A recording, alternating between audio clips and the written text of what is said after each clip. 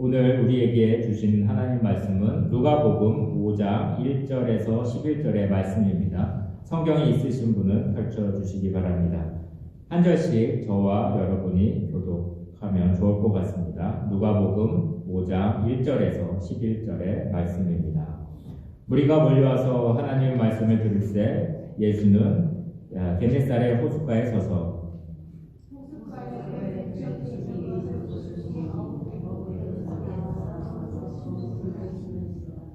예수께서 한 배에 오르시니 그 배는 시몬의 배라. 육지에서 조금 떼기를 청하시고 앉으사 배에서 무리를 가르치시더니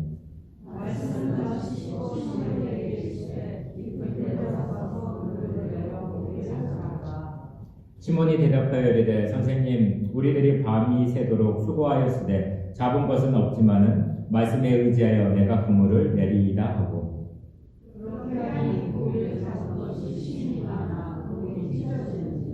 이에 다른 배에 있는 동무들에게 손짓하여 와서 도와달라 하니 그들이 와서 두 배의 채움에 잠기게 되었더라.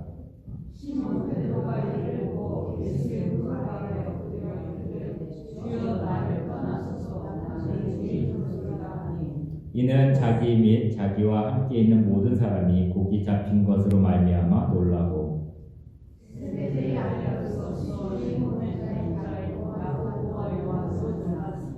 예수께서 시몬에게 이르시되 무서워하지 말라 이제는 내가 내 말씀을 취하시니 함께 하겠습니다. 그들이 배들을 육지에 데리고 모든 것을 버려두고 예수를 따르니라. 네, 이것은 하나님의 말씀입니다. 아멘. 잠시 기도하겠습니다. 말씀하신 하나님 아버지, 이 시간 우리의 마음을 열어주시고 성령으로 귀와 생각을 깨워주시옵소서. 세상의 소음과 염려를 내려놓고 오직 주님의 음성에 집중하게 하여 주시옵소서. 말씀을 전한 종을 성령으로 붙드시고 사람의 생각이 아닌 하나님의 뜻을 바르게 전하게 하여 주시옵소서. 오늘 들은 말씀이 우리의 마음에만 머물지 않고 가정과 일터와 교회와 삶의 자리에서 순종의 열매로 나타나게 하여 주시옵소서. 물고기보다 영혼을 바라보며 잃어버린 한 사람을 찾아 나서는 사람을 낳는 제자로 우리를 세워주시옵소서. 말씀이 육신이 되어 우리 가운데 오신 예수 그리스도 이름으로 기도드립니다. 아멘. 할렐루야, 할렐루야. 네, 감사합니다. 네. 마이크 이게 나올까요? 네, 감사합니다.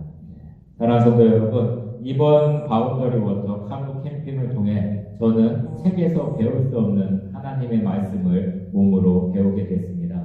카누를 타고 물 위에 나가보니 목적지가 보인다고 해서 쉽게 도착한 것은 아니었습니다. 분명 저쪽을 향해 노를 저었습니다. 하지만 바람은 우리를 다른 방향으로 밀었습니다.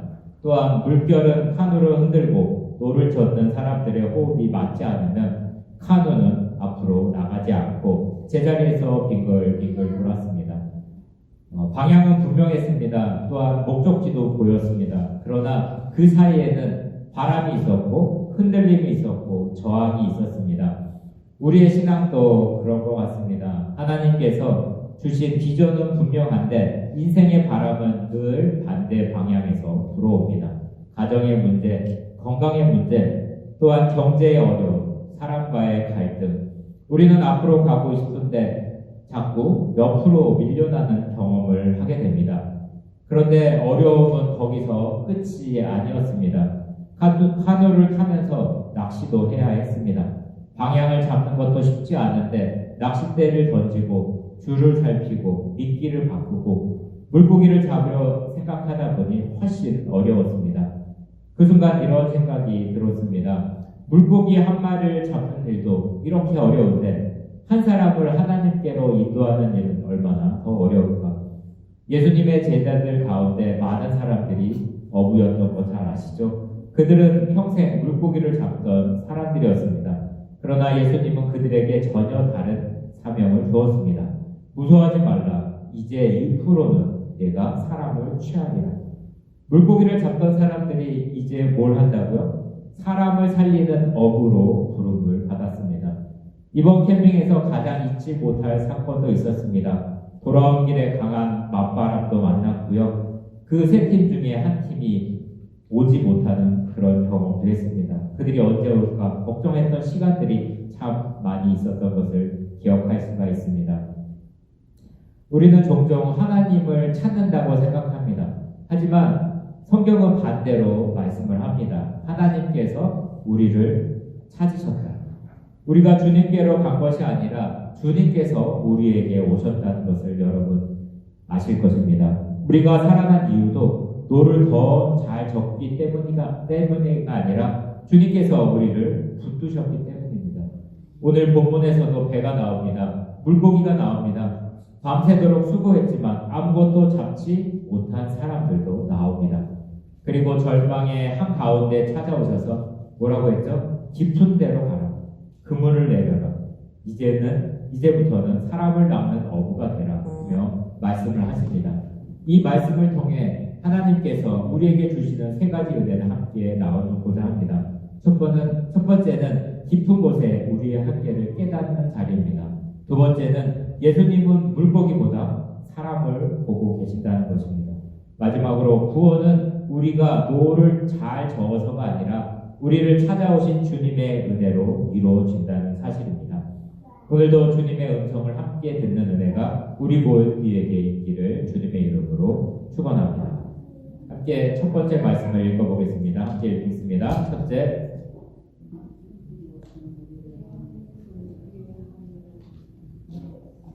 말씀을 마치시고 시몬에게 이르시되 깊은 데로 가서 그물을 내려 고기를 잡으라. 시몬이 대답하여 이르되 선생님, 우리들이 밤이 새도록 수고하였으되 잡은 것은 없지만은 말씀에 의지하여 내가 그물을 내리이다. 예수님은 시몬 베드로에게 말씀했습니다.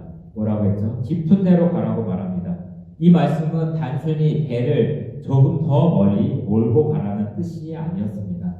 자신이 의지했던 경험을 내려놓고 자신이 그동안 붙잡던 계산을 내려놓고 오직 말씀을 신뢰하는 자리로 나아가는 초청입니다. 베드로는 뭐였나요? 어부였습니다. 예수님은 그 당시에 무슨 일을 했죠? 목수였습니다. 목수가 어부에게 말하는 상황입니다. 예수님보다 고기 잡는 일은 자신이 더 잘한다고 생각할 것입니다. 그는 갈릴리 호수의 물길을 알았고요. 바람의 방향도 알았고 언제 그물을 던져야 하는지도 잘 알았습니다. 그러나 그날만큼은 달랐습니다. 밤이 새도록 그물을 던졌지만 아무것도 잡지 못합니다. 성경은 그의 실패보다 그의 수고를 먼저 기록하고 있습니다. 뭐라고 되어 있냐면 밤이 새도록 수고하였으되, 여기서 중요한 것은 베드로가 게을렀던 것이 아니라는 사실입니다. 그는 최선을 다했습니다. 땀을 흘렸고요. 포기하지 않고 그렇습니다. 그러나 결과는 없었습니다. 우리도 살아가면서 이러한 순간들을 정말 많이 만나지 않습니까? 가정을 위해 최선을 다했는데 자녀와 부부의 관계가 풀리지 않을 때가 있습니다. 자녀를 위해 기도했는데 자녀들이 쉽게 변하지 않습니다. 교회를 왔으면 좋겠는데 교회도 잘 안 오고요. 또한 교회를 위해 헌신을 했는데 열매가 보이지 않습니다. 사업을 위해, 직장을 위해 애썼는데 기대했던 결과가 나오지 않습니다. 열심히 살았는데 손에는 남은 것이 없는 것처럼 느껴질 때가 많이 있습니다. 이번 카누 캠핑에서도 그 사실을 몸으로 배웠습니다. 목적지는 분명히 보였고요. 가야 할 방향도 분명히 보였습니다. 그런데 바람은 우리가 원하는 방향으로 불지 않았습니다. 한번 노를 저으면 앞으로 달려가는 것보다 강한 바람에 밀려 뒤로 밀려났습니다. 더 힘껏 저어도, 더 열심히 저어도 카누는 쉽게 앞으로 나가지 않았습니다. 그때 깨달았습니다. 우리가 방향을 안다고 해서 도착하는 것도 아니고, 하나님 힘이 있다고 이기는 것도 아닙니다. 경험이 있다고 모든 상황을 통제할 수 있는 것도 아니라는 것입니다. 우리는 인생도 그랬습니다. 우리는 계획을 참 잘 세우죠. 열심히 노를 졌습니다. 최선을 다해서 밤에도 낮에도 일을 합니다. 그러나 우리보다 더 강한 바람이 있습니다. 우리가 예측하지 못한 물결이 있습니다. 우리의 힘으로는 바꿀 수 없는 현실이 있다는 것입니다.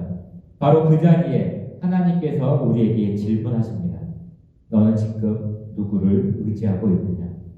옆에 계신 분하고 한번 질문하면 좋을 것 같습니다.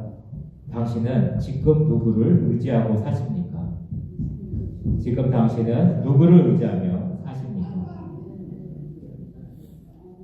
하나님께서 때때로 우리를 깊은 곳으로 인도하시는 이유는 여기에 있습니다.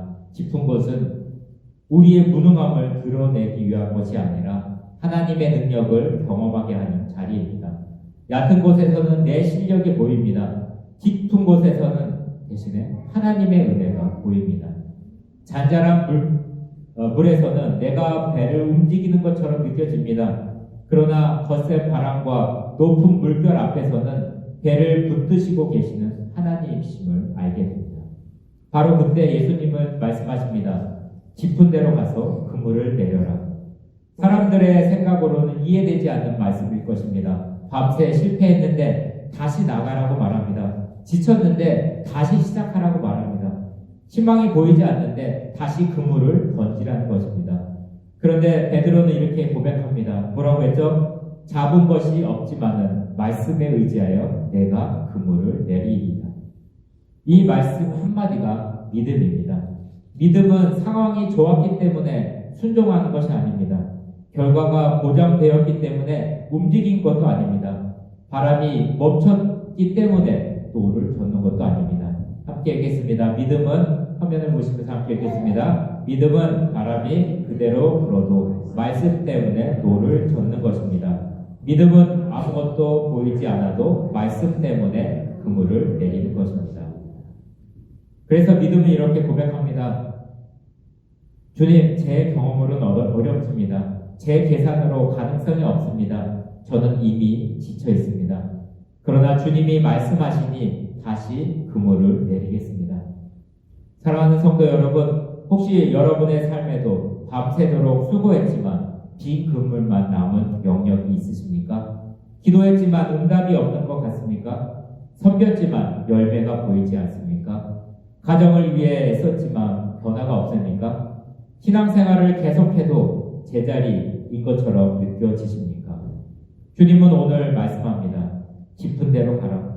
더 많이 애쓰라는 말씀도 아닙니다. 더 강해지라는 말씀도 아니고요. 내 경험보다 내 말씀을 더 의지하라는 것입니다. 왜냐하면 깊은 곳은 실패하는 곳이 아니라 하나님의 능력이 시작되는 자리이기 때문입니다. 그리고 그 능력을 경험한 베드로는 단순히 많은 물고기를 얻은 것으로 끝나지 않습니다. 예수님은 그의 시선을 물고기에서 사람으로, 생계에서 사명으로 바꾸기 시작했습니다. 두 번째 말씀을 함께 읽어보면 좋을 것 같습니다. 읽어보겠습니다. 시작. 둘째,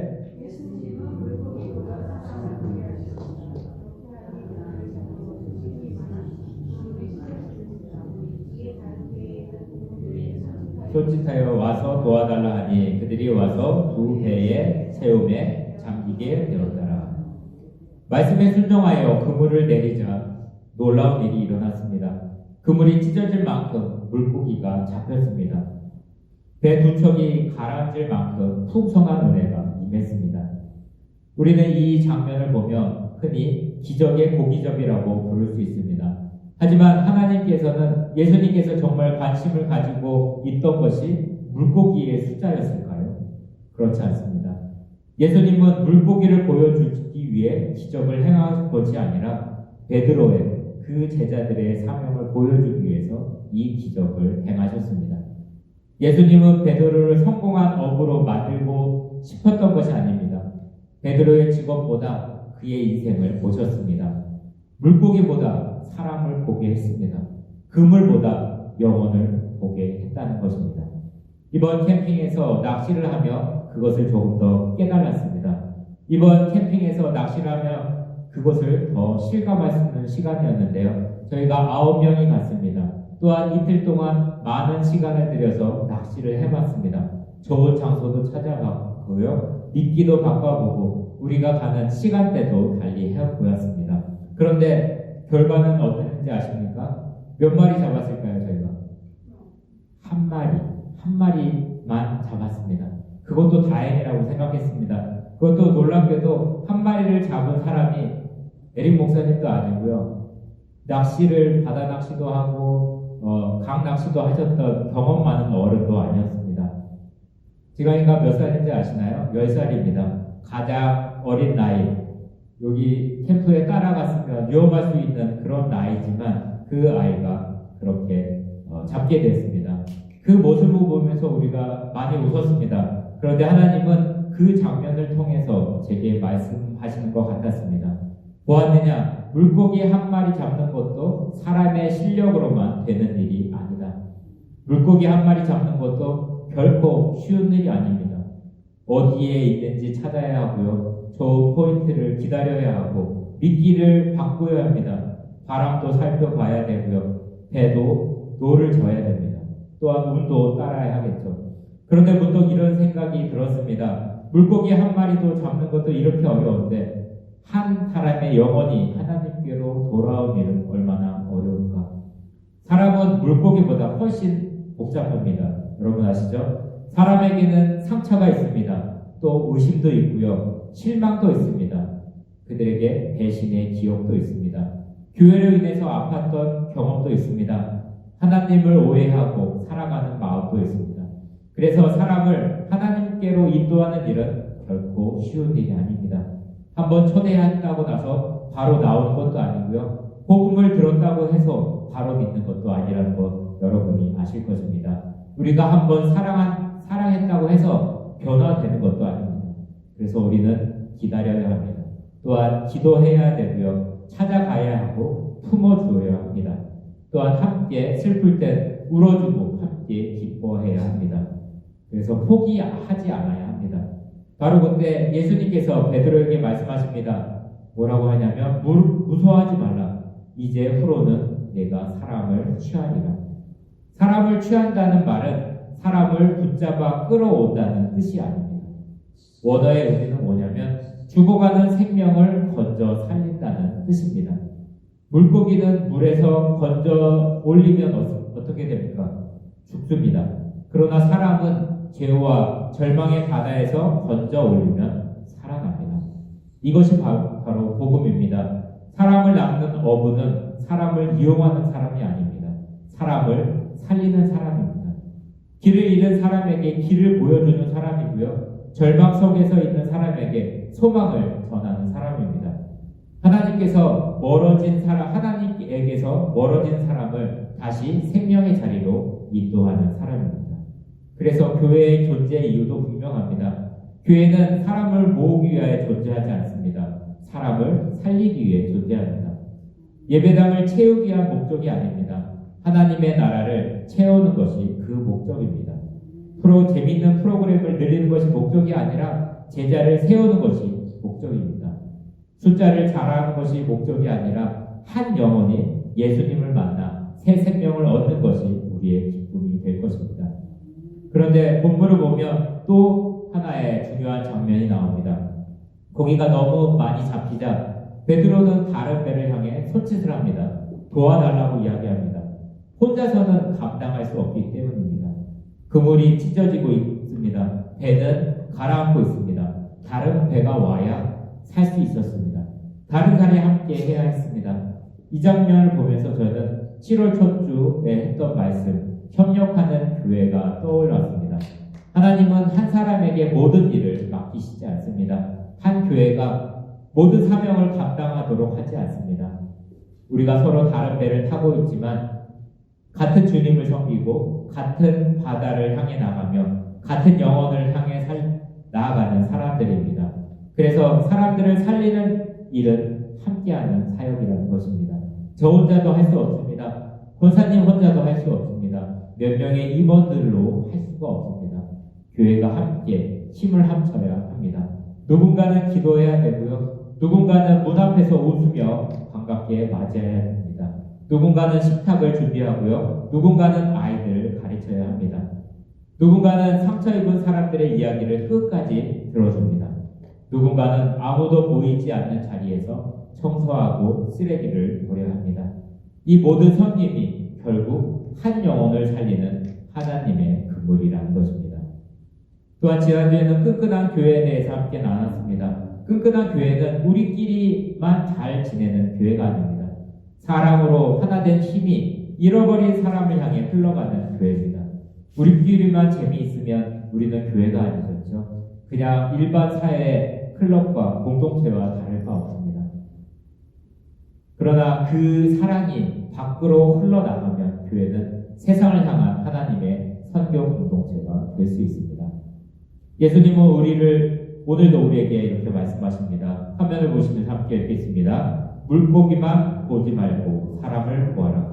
성과보다 영혼을 보아라. 얼마나 많이 모였는지가 아니라 얼마나 많은 사람들이 살아났는지를 보아라. 사랑하는 성도 여러분, 예수님께서 지금도 가장 귀하게 여기시는 것은 건물이 아닙니다. 재산도 아니고요. 프로그램도 아니고 단 한 사람입니다. 예수님은 오늘도 잃어버린 한 사람을 찾고 계십니다. 그리고 그 한 사람을 찾아가는 손과 발이 되도록 우리 모두를 사람을 낳는 업으로 부르고 계십니다. 마지막 말씀을 함께 보겠습니다. 셋째, 구원은 우리가 노를 잘 저어서가 아니라 주님이 우리를 찾아오셨기 때문에 주어진 은혜입니다. 사랑하는 성도 여러분, 이번 캠핑에서 제 마음에 가장 깊은 남는 장면이 있었습니다. 물고기를 잡으러 카누를 타고 나갔습니다. 이제 돌아가기만 하면 된 상황이었습니다. 바람들이 정말 강하게 불었고요. 나머지 두 팀은 간신히 돌아왔습니다. 하지만 한 팀은 힘을 다해 노를 저었지만 조금 앞으로 가는 것 같았지만 뒤로 밀리게 될 수밖에 없었습니다. 방향을 바꿔봤는데 소용이 없다고 합니다. 더 힘껏 저어도 앞으로 가지 않았습니다. 시간은 흘러갔고요. 시간이 흘러갈수록 우리의 힘들은 빠져나갔던 것을 이야기합니다. 멀리서 모터보트 한 척이 있는 지역을 찾게 되었습니다. 그 보트는 아무 말 없이 그들을 태워줬습니다. 간호까지 함께 실어주었고요. 그리고 그들이 돌아갈 수 없는 그 길을 단 몇 분 안에 그들을 목적지로 데려다 주었습니다. 그 순간 제 마음에 이런 생각이 들었습니다. 이게 정말 복음이 아닐까? 우리는 인생이라는 바다에서 끊임없이 노를 젓습니다. 더 좋은 사람이 되려고 애쓰고요. 죄를 이겨보려고 노력을 합니다. 실패를 만회하려고 우리는 살아갑니다. 하나님께 가까이 가려고 힘을 냅니다. 그러나 죄의 바람은 우리의 힘보다 강합니다. 유혹은 우리의 의지보다 강하고요. 상처는 우리의 결심보다 많이 깊습니다. 우리의 노력으로는 죄의 문제를 해결할 수 없습니다. 우리의 죄가 우리의 선행으로 해결될 수 있을까요? 우리의 의지만으로는 새로운 사람이 될 수 없다는 것을 모두가 잘 아실 것입니다. 오랫동안 노를 저었지만 제자리에서 맴돌았던 카누처럼 인생에서도 같은 자리만 맴돌 때가 참 많이 있습니다. 그런데 복음은 더 좋은 노를 주는 이야기가 아닙니다. 더 강한 사람이 되게 하신 이야기도 아니고요. 복음은 우리보다 강하신 분이 우리를 찾아오신 이야기라는 것입니다. 우리가 하나님께 갈 수 없기 때문에 하나님께서 우리를 찾아오셨습니다. 우리가 죄에서 빠져나올 수 없기 때문에 예수님께서 십자가를 지셨습니다. 우리가 죽음을 이길 수 없기 때문에 예수님이 죽으시고 부활하셨습니다. 그래서 구원은 내가 얼마나 잘났느냐의 결과가 아니라 주님께서 붙드시고 건져내신 은혜의 사건이라는 것입니다. 에베소서의 말씀을 함께 읽으면 좋을 것 같습니다. 함께 읽겠습니다. 너희는 그 은혜에 의하여 믿음으로 말미암아 구원을 받았으니 이것은 너희에게서 난 것이 아니요 하나님의 선물이라. 행위에서 난 것이 아니니 이는 누구든지 자랑하지 못하게 하리라. 우리의 구원은 하나님의 선물입니다. 우리가 먼저 예수님을 찾은 것 같지만 사실은 예수님께서 우리를 찾아오셨습니다. 우리가 주님의 손을 붙잡은 것 같았지만 사실 주님께서 먼저 우리의 손을 붙드셨습니다. 우리가 하나님께로 돌아온 것 같지만 사실 하나님께서 돌아올 길을 열어주셨다는 사실을 기억하시기 바랍니다. 이번 캠핑의 경험을 한 문장으로 표현한다면 저는 이렇게 하고 싶습니다. 우리는 잃어버린 물고기를 찾으러 갔지만 하나님은 길을 잃은 우리를 찾아오셨습니다. 이것이 복음이었습니다. 본문에 보면 엄청난 고기를 잡은 후 베드로는 기뻐했나요? 기뻐하지 않았습니다. 오히려 예수님 앞에 무릎을 꿇고 엎드리며 말합니다. 주여, 나를 떠나소서. 나는 죄인으로서로이다. 왜 이런 고백을 했을까요? 고기의 양보다 예수님이 누구신지를 깨달았기 때문입니다. 예수님의 거룩함 앞에 우리의 죄를 보았습니다. 예수님의 능력보다 우리의 한계를 보게 됩니다. 그런데 놀라운 것은 베드로가 나를 떠나소서라고 말했을 때 예수님은 떠나시지 않았다는 것입니다. 오히려 무서워하지 말라고 말합니다. 이것이 우리의 삶에서 은혜가 아닐까요? 우리는 죄 때문에 하나님을 떠나야 마땅한 사람들입니다. 그러나 하나님은 우리를 끝까지 버리시지 않으십니다. 우리의 실패 때문에 자격이 없다고 생각을 합니다. 그러나 하나님은 실패한 사람을 다시 부르십니다. 우리는 빈 그물을 들고 서 있지만 하나님은 그 빈손을 붙드시고 새로운 사명을 맡기십니다. 이제부터는 내가 사람을 취하리라. 하나님은 가장 경험 많은 사람을 통해 일하시지 않았습니다. 캠핑을 보면서 그것을 보았습니다. 9명의 이틀 동안 물고기 한 마리만 잡았습니다. 그러나 한 마리를 잡은 사람은 가장 힘센 사람도 경험이 있던 사람도 아니었고 10살짜리 어린 아이였습니다.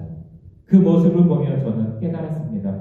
우리는 우리의 경력보다 순종을 사용하신다는 것입니다. 사람을 낳는 사역도 마찬가지입니다. 저는 전도를 잘 못합니다. 저는 내성적입니다. 말을 잘 못합니다. 내 믿음이 아직 부족합니다. 하나님은 완벽한 사람을 찾으시지 않습니다. 말씀에 순종하는 사람을 찾으십니다. 베드로도 완벽해서 부름을 받은 것이 아니라는 것 여러분이 잘 아실 것입니다. 말씀에 의지하여 내가 그물을 내리이다. 그 순종 때문에 하나님은 베드로를 사람을 낳는 어부로 세우셨다는 사실입니다. 주님은 우리를 구원하는 것으로 끝나지 않습니다. 구원받은 사람들은 다시 다른 사람을 살리는 사람으로 보내십니다. 우리를 건져주신 옛 주님은 오늘도 말씀합니다. 이제 너도 길을 잃은 사람을 찾아가라. 바람에 밀려 지쳐있는 사람에게 손을 내밀라. 절망 속에서 돌아오진 못하는 사람을 품어주라고 말합니다. 내가 너를 찾아온 것처럼 이제 너도 한 영혼에게 찾아가라고 말씀합니다. 사랑하는 성도 여러분, 교회는 구원을 받은 사람들이 안정하게 머무는 정박지가 아닙니다. 교회는 다시 세상으로 나아가는 사람을 살리는 구조선입니다. 우리는 모두 한때 바람에 밀렸던 사람들이었습니다. 누군가의 기도로 돌아왔고요. 누군가의 사랑으로 돌아왔습니다. 또한 누군가의 초청으로 돌아온 사실을 기억하시기 바랍니다. 무엇보다도 예수 그리스도의 십자가의 은혜로 돌아왔습니다. 그러므로 이제 우리는 머물러 있는 사람이 아니라 주님께서 찾아오셨던 것처럼 잃어버린 한 영혼을 찾아가는 사람이 되어야 할 것입니다. 그것이 사람을 낳는 어부의 삶이며 오늘도 우리를 부르시는 예수님의 사명입니다. 이 시간에 함께 기도했으면 좋겠습니다. 결단의 기도를 함께 읽겠습니다. 말씀보다 경험을 의지했던 삶을 회개하며 주님의 말씀을 따라 깊은 곳으로 나아가게 하옵소서. 우리 교회가 물고기보다 영혼을 바라보며 사람을 낳는 어부의 사명을 감당하게 하옵소서. 바람과 두려움 속에서도 주님만 의지하며 다음 세대와 지역사를 향해 믿음으로 나가는 교회가 되게 하여 주시옵소서. 주여 한번 외치시고 통성으로 기도하겠습니다.